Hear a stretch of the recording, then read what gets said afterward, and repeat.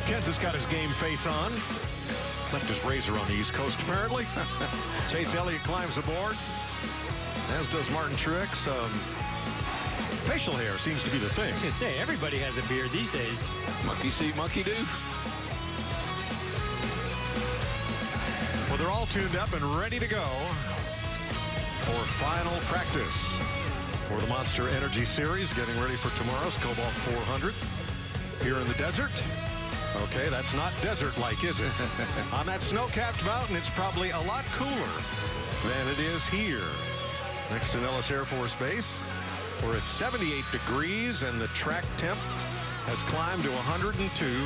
Very much like what we expect we'll see tomorrow for 400 miles, although tomorrow is supposed to be the warmest day of the weekend. So you've got 50 minutes. What do you want to work on? Well, I definitely want to see what the characteristics are going to be like as that track temperature comes up. Bumps, bumps, bumps. Boy, that's all we keep hearing the drivers and the teams talk about is how do you get the car to ride over those bumps into turn one, but yet still have the turning capability and the grip that you need to run a fast lap the rest of the way around the track. Now, in the first practice, Darrell, teams experimented with pit road speed. They had a readout at the NASCAR trailer. They could check their own speeds over what are now 14 timing segments. And will they be trying to validate that in this session? I think they may, just because I think the engineers will look at the data that they accumulated in that first practice and be sure they got the lights on the digital dash set just right. You might want to make a run at it once or twice just to be sure. The other thing you might want to watch is getting out of your pit box. We saw that be a problem last week for Kevin Harvick. You might want to work on that a little bit, just see what kind of grip you got as you accelerate out of the pit box. All right, down to the garage area. Let's check with Jamie Little.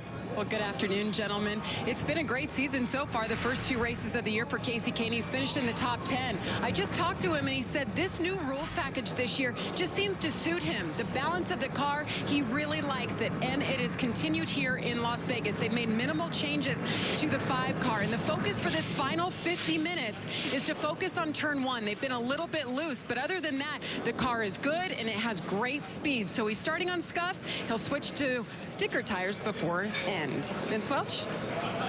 Well, Jamie, Brad Keselowski won this race a year ago, and he'll start from the pole tomorrow. Qualifying speed was there. What about race trim? Well, the team is very happy. Crew Chief Paul Wolf told me he's got one more change he wants to work through in this practice session, looking for a little bit more grip. That will lead to more speed. And then, as Jeff Gordon said, how is the track changing? Well, the track temperature is 99 degrees right now. That's 18 degrees warmer than it was during the first practice earlier today.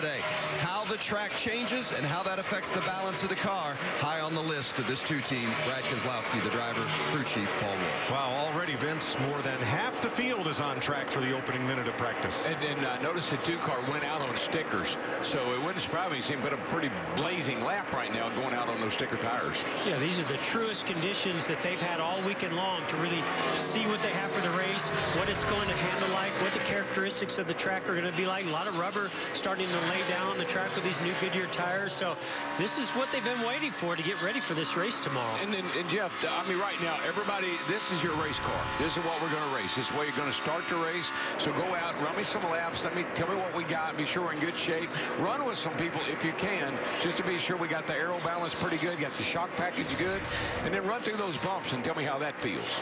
Yeah, and as the grip goes away with that track temp coming up, I guarantee you how it goes over the bumps now is a lot different than it did in that earlier practice.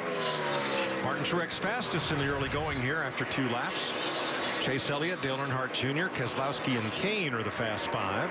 Truex 188.6 miles per hour. But Mike, did you notice his car? I mean, literally, it went through the bumps. The car didn't jump around, didn't move around. The wheels were moving up and down, but the body of the car stayed pretty stable. That was a nice looking turn 1 he just had.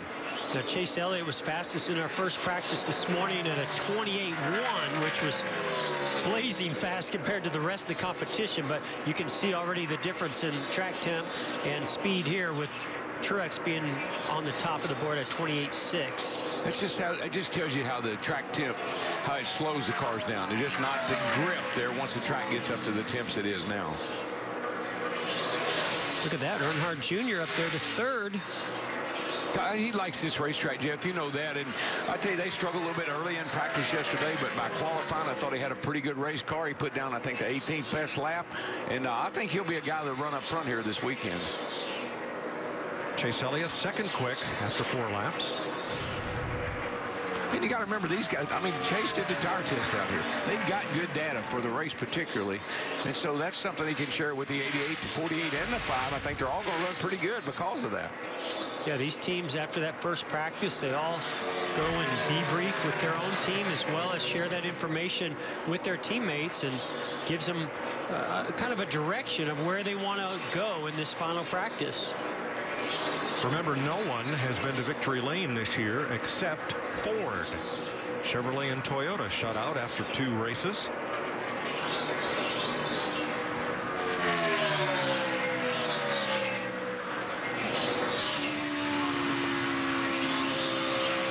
Let's take another look at that. Jimmy Johnson, Trevor Bayne.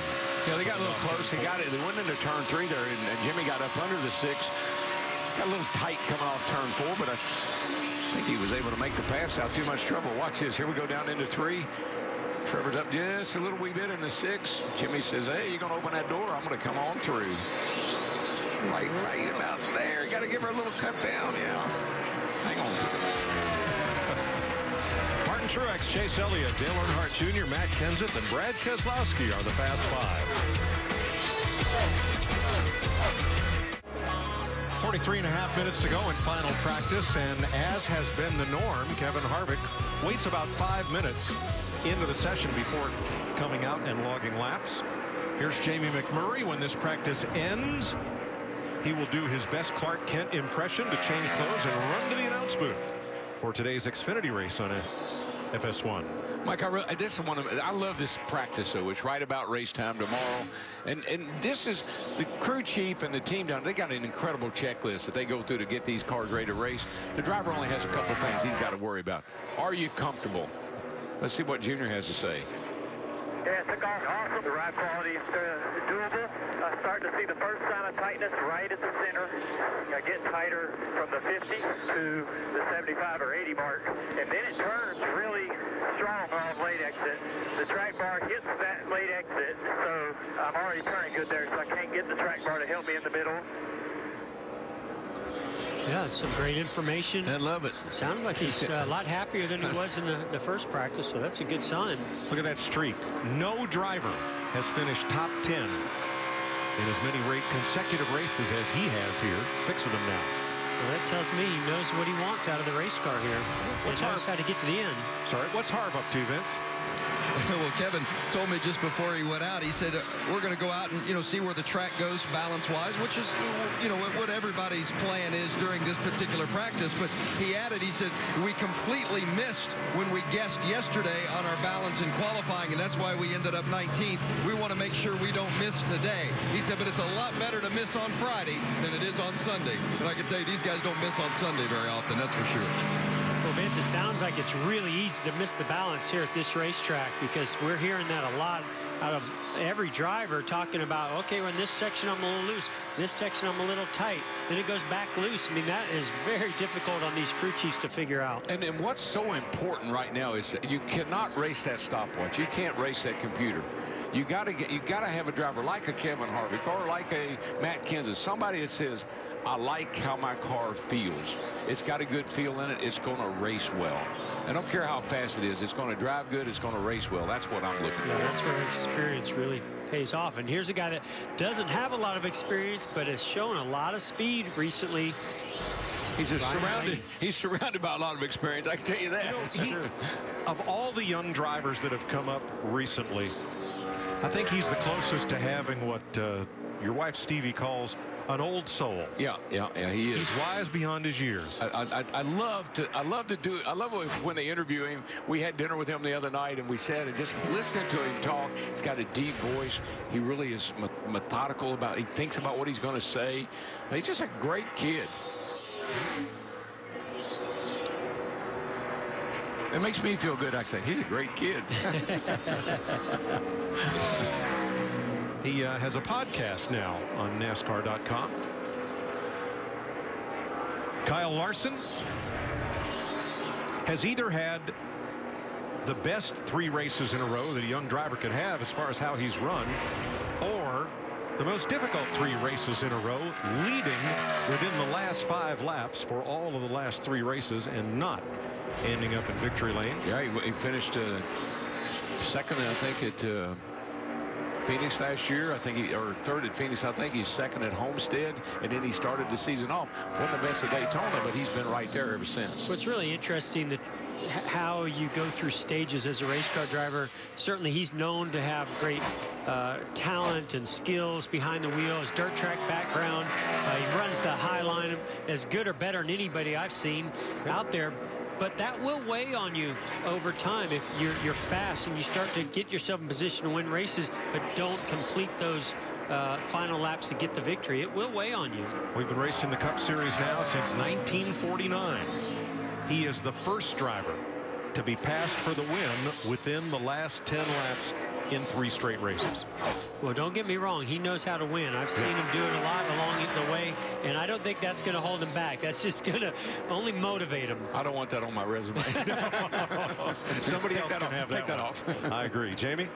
Well, Clint Boyer is one team. They've just been searching for it all weekend long. And I talked to Mike Bugger-Ravitch, his crew chief, and Clint Boyer before he got in the car. And they said basically what they're trying to focus on is getting it to turn better on the long run. Plus, they need a little bit more speed. They tried some things last practice, didn't find it, so they're trying different things here. Clint just came in from a 12-lap run, and he's 28th on the board. So Tony Stewart been watching, been on the headset, going in and out of the garage, trying to find anything to make this car a little faster.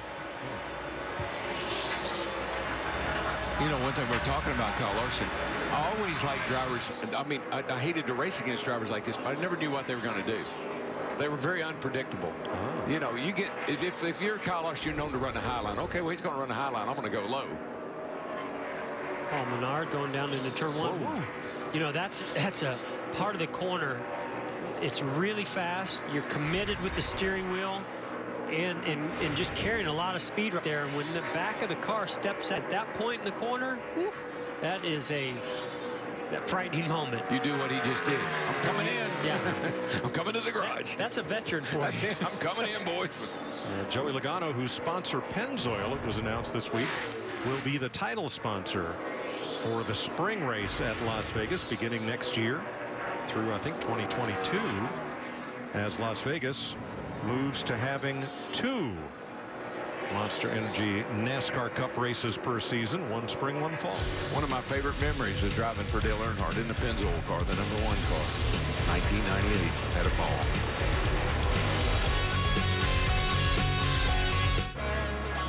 Beautiful scenery out here in the Nevada desert and up Las Vegas Boulevard to Las Vegas Motor Speedway opposite Nellis Air Force Base.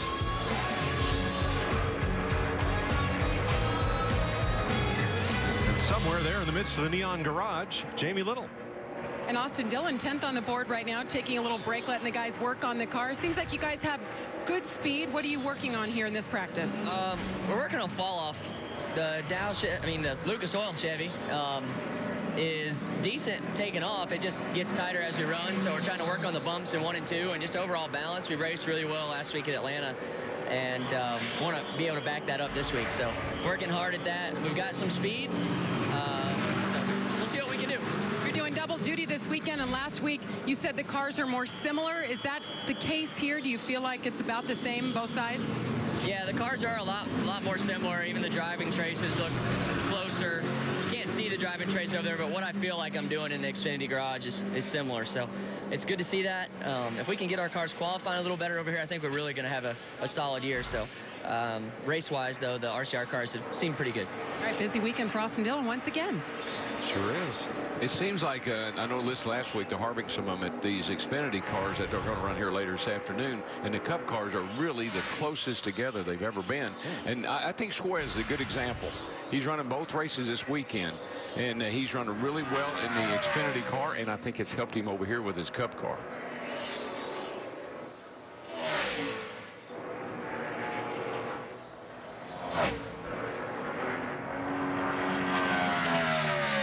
Favorite tuning tools, best consecutive 10 laps. Ryan Blaney tops that list. A pair of Fords there with pole sitter Keselowski.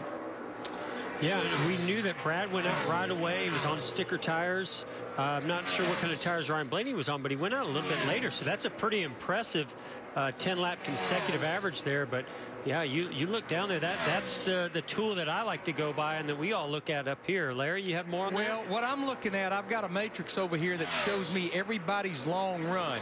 It's almost a mirror of a week ago with Kevin Harvick. As you pointed out, he waited to go out.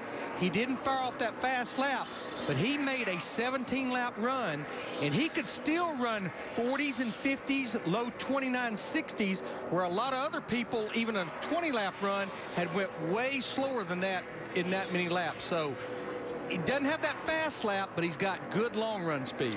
Yeah, and I think last week at Atlanta, that takeoff speed wasn't near as important unless you're Keselowski on that final restart.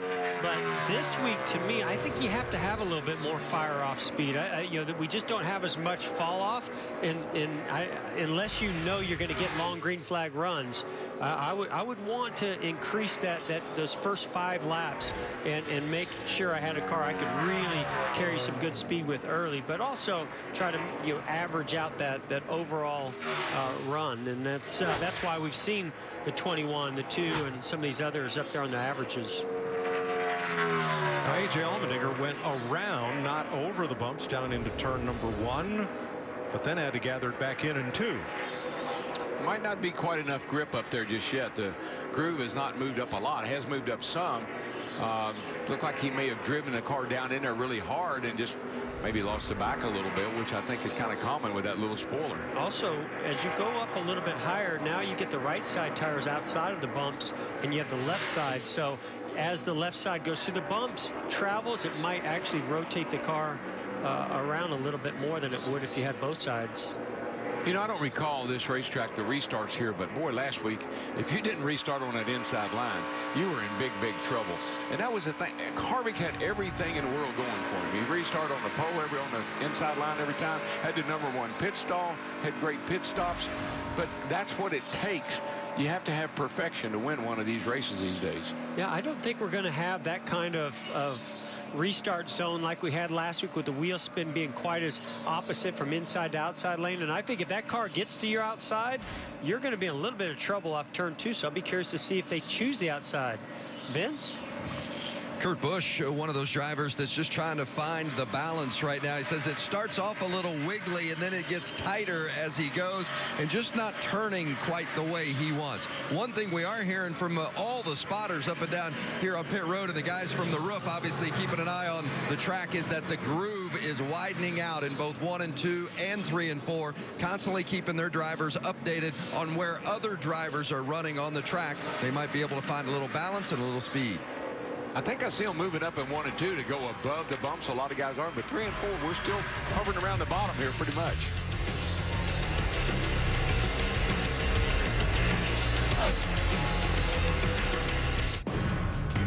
Two drivers so far have had a chance to occupy the throne.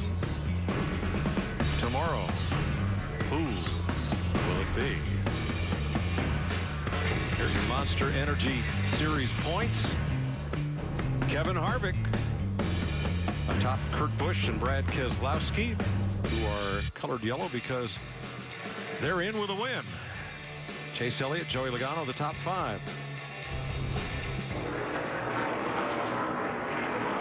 There's Austin Dillon, currently 10th quickest.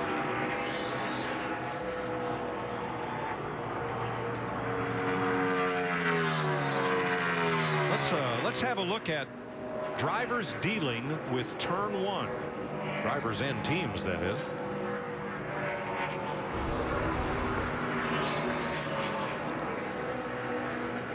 You can really start to look at the left rear and the fender and watch the movement of the car as it goes up and down in the rear.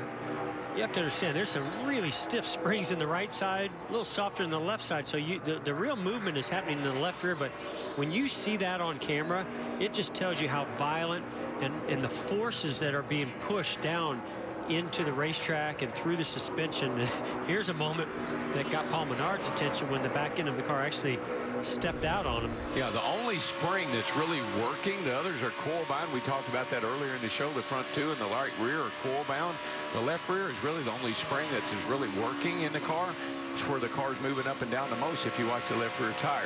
Look at the loads on his body. That tells you what a driver puts their body through. You can see, watch the top of his helmet as he goes down the corner. Watch it start to sink down. Look at that. That's the lateral load, vertical load of the car and the driver. Oh, he's coming to pit road. Yeah, on Jeff, the brakes. when Whoa, look at it jump sideways a little bit right there. When you head down that back straightaway into turn 3, you're doing 200 miles an hour. For heaven's sakes, 200 miles an hour. Well, I loved how you could just see the loads being pulled on his body as he went into the corner.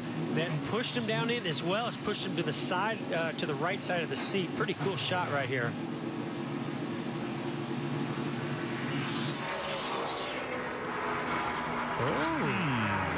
That's what I call perfect. You know how much 200 miles an hour, you know how much that's a football field a second. Now, I want this shot right here. I want to explain this area that you're seeing. Okay, that's where it rubbed the wall. Think of the angle. Well, actually, it looks like he might have gotten a little bit more of it. I'm seeing some damage over here as well. I was going to say just that right corner was from the car going sideways enough of an angle where it only touched that part of the corner of the bumper, but looking at the rest of the fender, he got it pretty good with the right side. That's a body rash. Jamie? Well, Ricky Stenhouse Jr., this track here at Las Vegas has been pretty good to him. Won an Xfinity Series race here in 2012 and finished 12th last year. But this weekend, he has been wrecking loose. I talked to Brian Patty, his crew chief, before this practice. He said, yesterday, we threw the sink at it. Today, we threw the refrigerator at it. We had tried everything. If we could just get it in the ballpark to focus on one thing, we'd be happy. Well, I just asked Ricky, and he said they're making progress. Not as loose. They're focusing on one thing in the 17th. He's 20th on the board right now. Thanks, Jamie.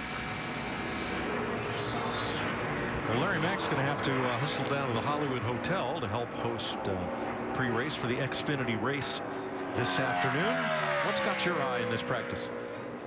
Not necessarily in this practice, but what these guys are dealing with. We've been talking about pit road speeding, so we have worked hard this week to give you a view with our Ford Cutaway car what the driver is looking at. It's on the digital dash. Now you see the analog tachometer, and we've just chosen 4,000 is pit road speed, and you can see all the green lights are lit up. But if you start to go over it, you'll start to see these red lights start to flicker. That's the driver's sign that, hey, I'm over. Now, if you see some green lights go away, that means you're actually under pit road speed. But what I've been told is once you start flickering these red lights, that the segments are so short, it's hard to recover. But the bottom line is the driver doesn't even need to look at that. All he needs, Jeff, are those lights up there. I mean, it's a very fine-tuned system. It's a great way to be very accurate and precise, but it also is very tempting to push the limits so far that it's easy to go over that speed limit. So NASCAR says we're going to give you a 5-mile-an-hour tolerance from the 45-mile-an-hour speed limit, and then the team says you need to use 4.9 of that. 49.9 miles per hour, 73 feet a second. And as we're riding along here with Eric Almirola and looking at his digital dash, you can see there's a lot of different ways where the teams can utilize how they set up and how they lay out their digital dash. I'm actually looking over here. I'm trying to see. I think that 2.1, that may have something to do with the track bar height. There's his lap time. It just came up. Oh, okay. That's what that was his first lap on, and it didn't register. So that's his lap time. Somewhere on there is a height for his track bar. There's different gauges for temperatures and air pressure. I think actually this might be the track bar. But then over here on this side, he's choosing to use an analog gauge. But I promise you, when he comes to pit road, there's a light system. Now, some teams will choose to go to a different page. They have a switch on there. They can go to a totally different page that is just the lights. Others may incorporate lights onto this actual page as well. Larry? No question. Everybody is different. We just kind of chose one that was common to try to tell the story about what these drivers are looking at. Yeah, and Larry, the one that you put out there is very similar to the one when I ran last year in the 88 car, was the way they had it laid out. Ryan Newman climbing out after having a bit of a moment down in turn 1. Here's a look at it. Well, we just saw Paul Menard, his teammate, get pretty loose going down into turn 1, running a little bit higher lane, but very similar situation as he tried to, Ryan Newman tried to dive down to the white line. That looked like the splitter may have hit the ground there because the car really took off.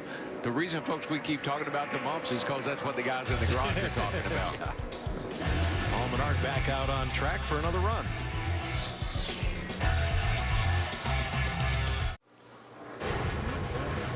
NASCAR Goes West, presented by Toyota.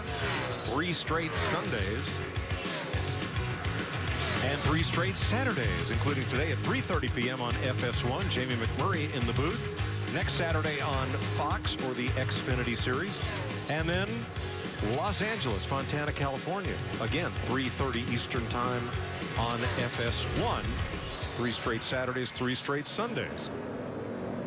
Back in the garage area, NASCAR has on display the readouts from pit road timing. And Vince? Look at Jimmy Johnson, the 4-time Las Vegas winner, currently 13th on the chart.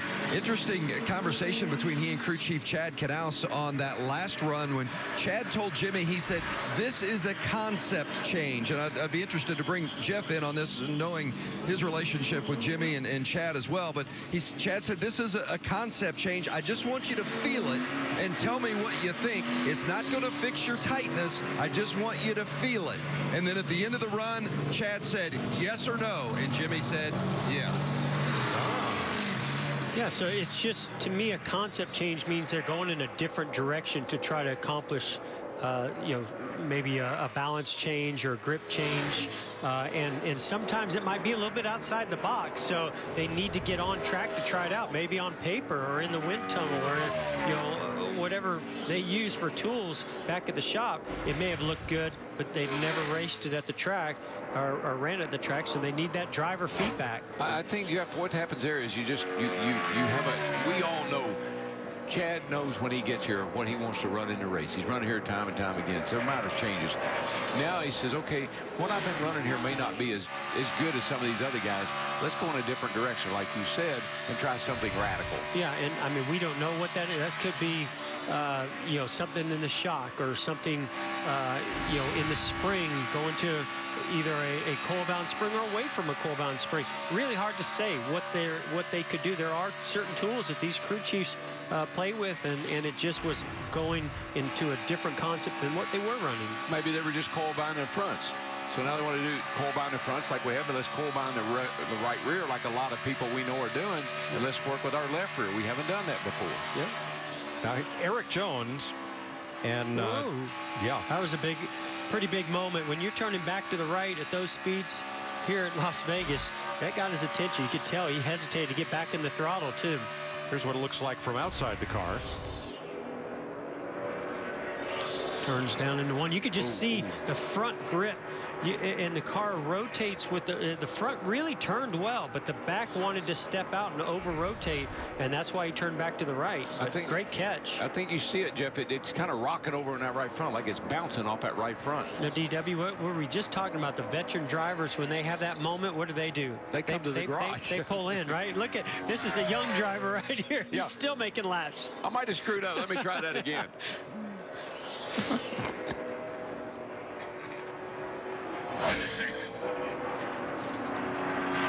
Certainly something that I'm seeing a lot of right now that I don't know if we've seen as much here in the past. And I know this is something teams and Goodyear have really been working on, laying rubber down onto the racetrack. Look how black the groove is where that rubber is laying into the racetrack. To me, that's a good sign. I love a tire that puts rubber onto the racetrack, and what that's going to do, it's going to create a little more fall off in the tire, but what it's going to allow you to do is search around this racetrack throughout the entire race, and you'll watch that line will just keep getting wider and wider and wider. Down in 1 and 2, it's like there's 2 different grooves, a low groove, a high groove, and sort of a no man's land in between. Very interesting the way things are developing here in Las Vegas.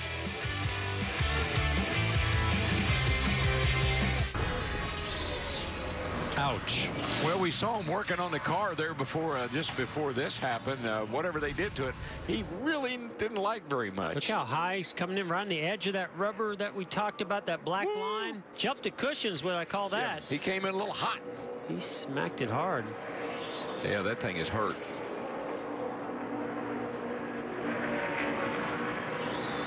Oh, that is he hit that thing hard. Yeah, there's no fixing that. Not here at the track, anyway.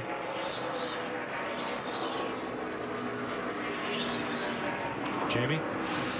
Well, they've been struggling with this car all week, and I said how loose it's been. They've thrown everything at it. They haven't officially said they're going to a backup yet. Stenhouse out of the car, looking at the damage, trying to see if anything underneath is injured, if they need to bring out the backup. They're still talking about it.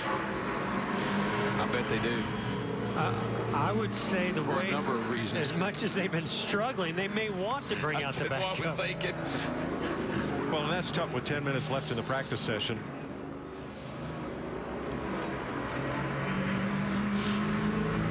Let's move over to Jimmy Johnson and get some debrief after that last run. Too tight there, buddy. I shouldn't have had you touch anything. Mainly in 1 and 2. 3 and 4 wasn't too bad. Little snug, but lost that flexibility in line selection at 1 and 2. Interesting comments there from Jimmy Johnson. I actually pulled up his last run, looking at some lap times. He was actually really fast. So that just goes, again, back to tell you what you mentioned, DW, about it's not about lap times. It's about the feel, and that's what an experienced driver who's won a lot of races here at Las Vegas, that's what he gives you, those tools that he gives you to work with that separates him from some others. Now, he said he lost his line flexion. Does that mean his inability to hold a line, or his inability to maybe change his line in the Change his corner? line. I think change, yeah. Once he started losing some of the front grip, it basically put him into a box of he could only run one specific line instead of being able to move around.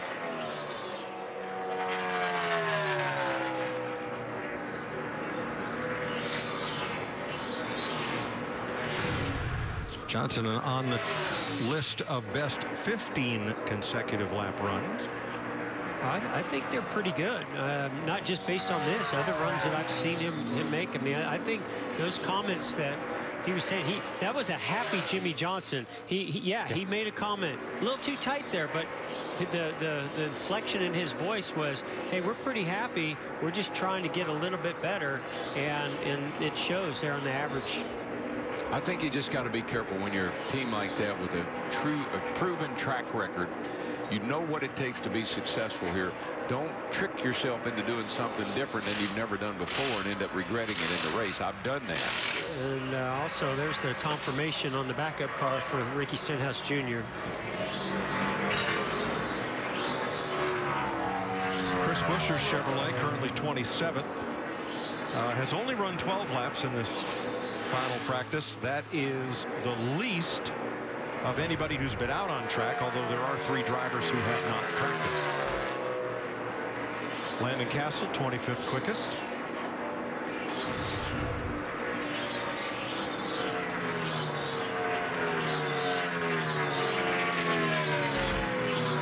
Micah McDowell will go to his home track next week out in Phoenix. He is currently 24th. Jamie?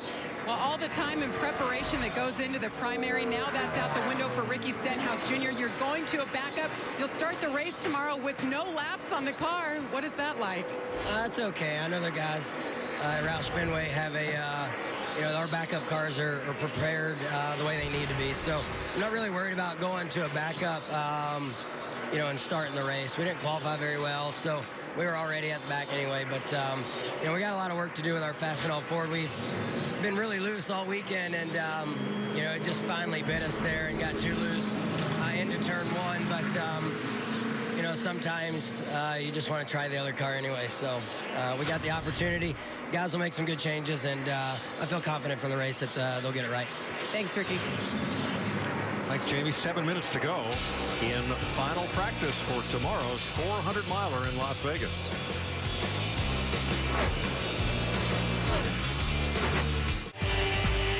For more content and conversation around NASCAR Goes West, presented by Toyota, follow @Toyota Racing and use the hashtag NASCARGoesWest.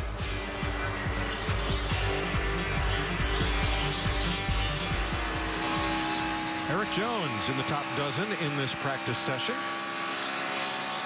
They had their issues with inspection, lost a bit of track time, but have made the most of their time on track. A lot of cars on track right now for these final 4 minutes. And the Stewart-Haas running order. Remember, Harvick, as last week, came out with about 5 minutes already elapsed in the session when most of the really fast times were laid down. He's had good multi-lap averages. Vince? Yeah, Kevin Harvick's been pretty pleased with his car. When he went out for this run that he's on now, his spotter, Tim Fedewa, warned Kevin that Ricky Stenhouse Jr. had just gotten into the wall when he got up into the gray. So be careful if Kevin decided to run the high line, just to let him know that it stepped out on Stenhouse. And Kevin said, I don't plan on going up there until tomorrow. I don't think Ricky Stenhouse planned on going up there either. He just got loose, and he was right up against the edge of that gray, and it stepped out on him.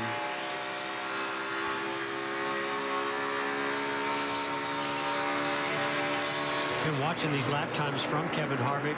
Looks like he put fresher tires on and really was fast there at the beginning of that run, and now we're starting to see where it's going to fall off to on the average. Jamie McMurray 19th right now after 44 laps. He's on a long run right now, but he's been pretty quiet on the radio, and I just talked to the team, and they said early on he felt like they had gone backwards on their changes in development of the car. They were in the right direction last practice, and they kind of tuned themselves out. So right now he's on a set of stickers doing a long run, trying to make sure that they got back on target. And when Jamie jumps out of his car here, guys, he's going to run up to the booth and join us for NASCAR Xfinity Series racing on FS1 coming up next. Boy, I tell you what, I've been watching that 40. I don't know what they did to that 48 car, whatever conceptual difference they made in that thing, but it is hauling butt right now. He's driving by everybody on the racetrack.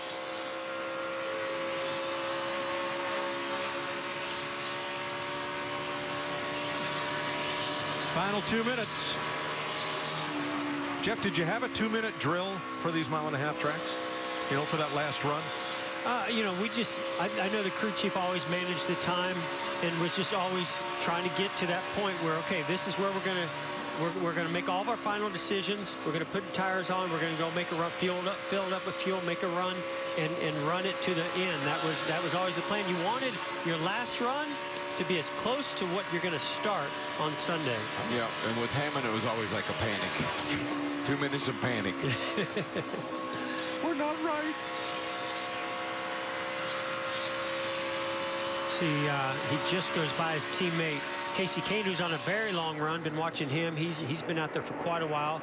The 2-car Brad Keselowski just came out on a little bit fresher tires than Jimmy Johnson, and he's a little bit further back, but kind of following in his footsteps as far as lap times. Most of the top drivers in this session have run between 25 and 40 laps. Kane has run the most, coming up on his 50th lap for this practice. Looks like somewhere in the 29, 60s, and 70s, you've got a pretty good car. Johnson last time by 29.70. Yeah, and Jimmy's about 10 laps into a run. Casey Kane's about 20 laps into a run. The 2 cars, I think, around 6 laps into a run. All right, here's our 45-second drill. Give me a favorite and a dark horse for tomorrow. I like Harvick. I just think, you know, he'll get it right for the race of all he and Rodney Childers always doing. And I don't know, a dark horse, I'm going to go with Eric Jones. Well, I mean, based on what I've been seeing, I like the 18 and the 4. If I had to pick one, I'd probably go with the local guy. As far as a dark horse, 21 of Blaney. You got it. I like Brad Keselowski. I think his winning ways, he hasn't shown anything this weekend that makes me think this will be any different from Atlanta. And yes, Ryan Blaney, what a great performance he put up in qualifying. He's had a good practice, and so Blaney be my dark horse pick. All right, write them down, boys. Well, I wouldn't go that far. Oh, okay. Well, we're not chiseling in stone yet, right? You can go down about 3 miles down the street and make it real. You want to sleep on it. Good odds right there. That's what I call. All right. Martin Truex wins practice in Las Vegas.